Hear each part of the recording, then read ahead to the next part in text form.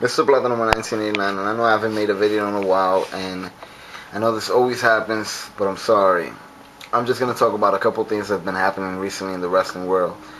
First of all, I want to thank Ace Home for that video that he made, basically saying that he would have preferred me to be on Truth Slayer's Shooters You Should Be Subscribed to list. I really appreciate that, and the people that have come my way from his page, I appreciate that as well. Now, I didn't get to see Destination X because a lot of things was going on last night, but I'm going to catch the replay. I did read the results, however, and I'm just going to talk about that briefly, as well as tonight's Impact.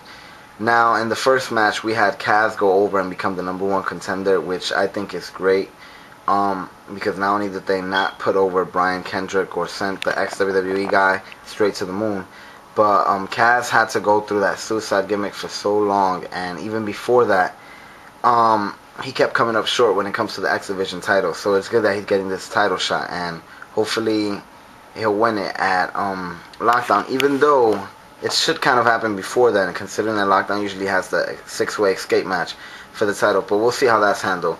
But Kaz was the right one to go over. Then I believe we had the Knockouts title match, which Daphne lost, but I really wanted Daphne to win. But I do appreciate that she was in the title picture, because they've been having Daphne go through all these tables and do all this crazy shit, and they haven't given her nothing back. So I'm very glad to see her in that title picture.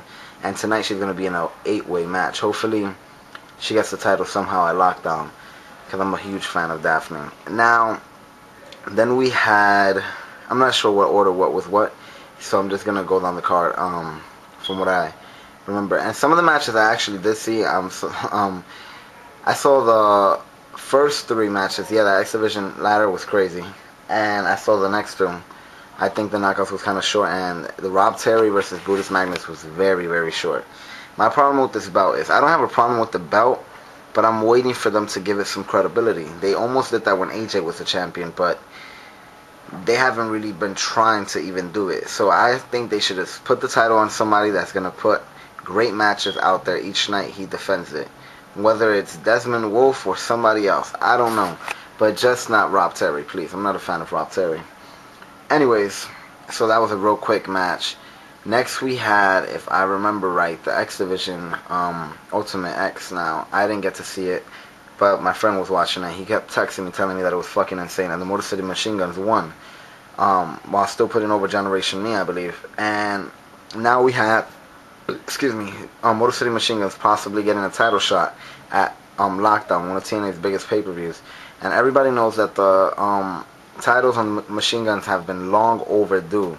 So this is going to be very interesting and exciting to see if they're actually going to win. And with what's going on with the tag title pictures, Matt Morgan and Hernandez actually kind of beefing at the end of their match where they went over beer money.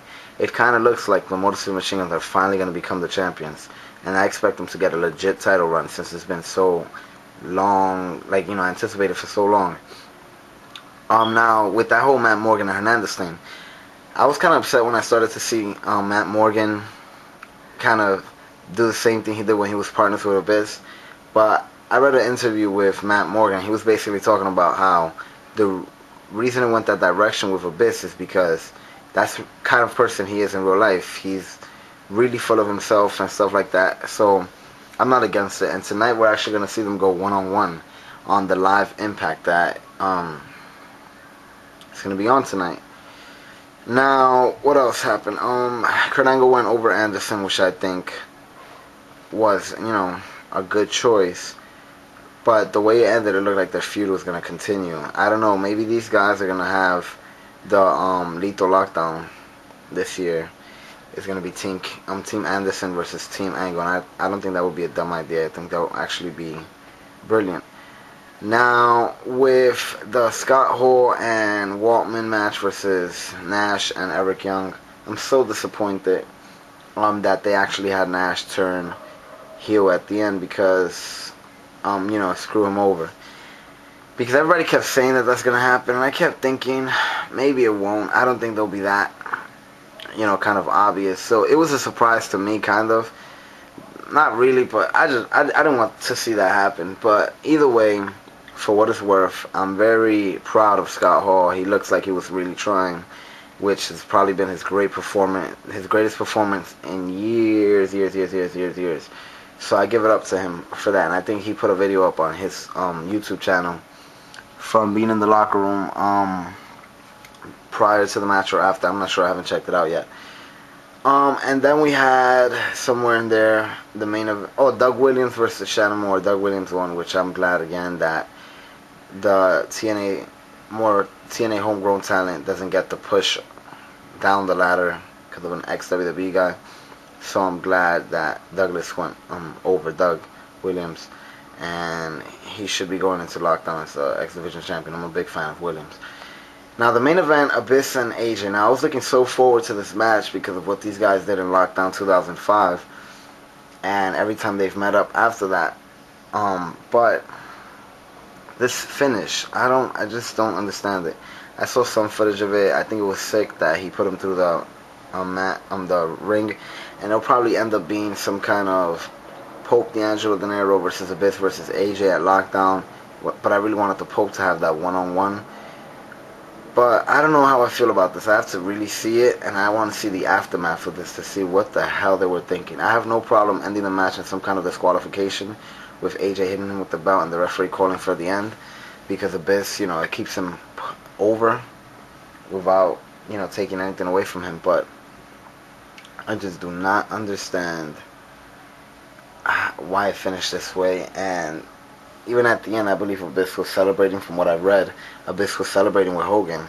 I think Abyss's character needs to start this change faster and not be more like Hogan, but actually be more like a ruthless warrior. It doesn't even have to be like the old Abyss, just, his strength and stuff like that. And I don't think he should be celebrating after coming up short and not winning the title.